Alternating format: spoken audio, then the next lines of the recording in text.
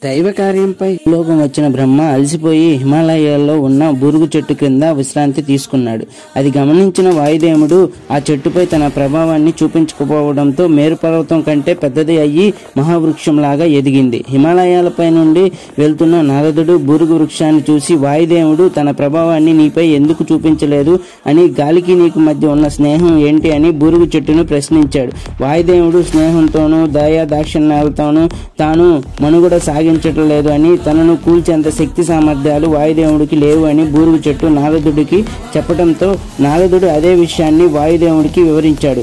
ఆగ్రహించిన వాయుదేవుడు బూరుగు చెట్టు వద్దకు వెళ్లి, బ్రహ్మ విశ్రాంతి తీసుకోవడం వల్ల తన ప్రభావంను చూపించలేదు అని, కృతజ్ఞత చూపించడానికి బదులుగా గర్వాన్ని ప్రదర్శించినందుకు ఏం చేస్తానో చూడు అని అనడంతో వాయుదేవుడు మాటలకు భయపడిన బూరుగు చెట్టు తన కొమ్మలను విరిచేసుకొని రెమ్మలను తుంచేసుకొని మోడుగా మారడంతో వాయుదేవుడు జాలిపడి వదిలేస్తాడు. ఎవరైనా లేనప్పుడు వారి గురించి చెడ్డగా మాట్లాడుకోకూడదని, అలాగే వారి విషయంలో మన గురించి గొప్పగా చెప్పుకోకూడదని అంపశయ్య మీద ఉన్న భీష్ముడు ధర్మరాజుకు ఉపదేశించాడు. Please like our video and subscribe our channel for more videos.